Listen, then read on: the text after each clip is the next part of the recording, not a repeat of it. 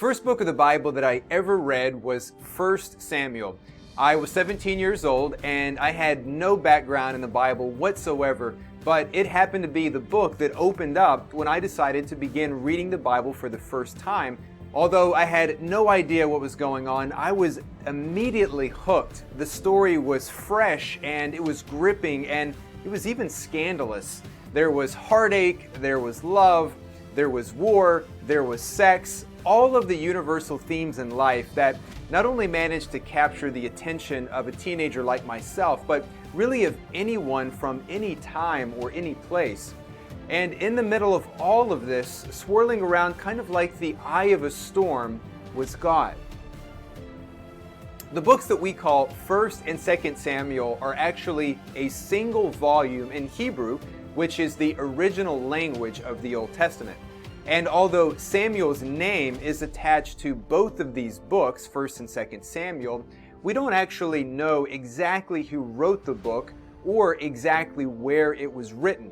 But whoever wrote this book had a commanding view of what was going on in what we call the early monarchy of Israel, at which time a ragtag group of 12 tribes tried their hand at having a king like the rest of the nations around them. It was an experiment, and as we know about experiments, there's no telling what's going to happen. As we will learn in this book of Samuel, having a king wasn't all it was cracked up to be.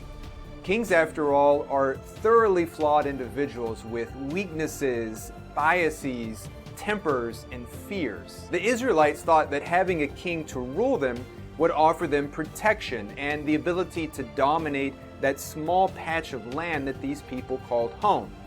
But that wasn't necessarily the case, and at any rate, there is more in the book of Samuel than just kings. In fact, the stories that unfold in Samuel are some of the most iconic stories in the entire Bible.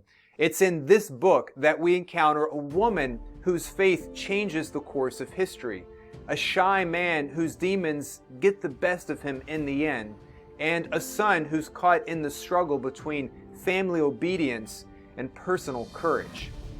But most of all, this book takes as its focus a man who is at once charming, lustful, spiritual, greedy, and always multifaceted. Anointed the ruler of Israel by a kingmaker named Samuel, David was the overshadowed boy who became a man upon slaying a giant in hand-to-hand combat.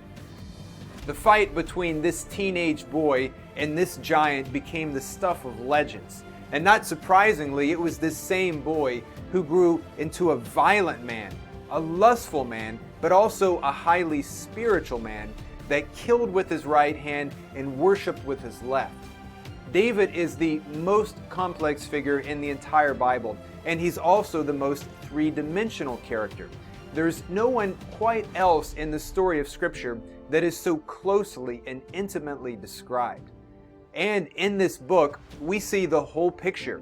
We see David's rise to power as the youngest of 7 boys. We see his cunning consolidation of tribes and wives and priests.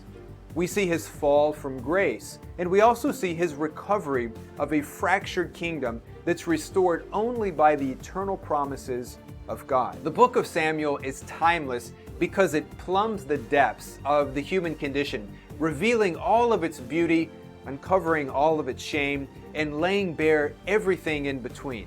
As you study Samuel, get ready to ride a roller coaster of human emotions, and get ready to encounter a God who is both powerful and majestic, as well as accessible and merciful. Get ready for 1st and 2nd Samuel.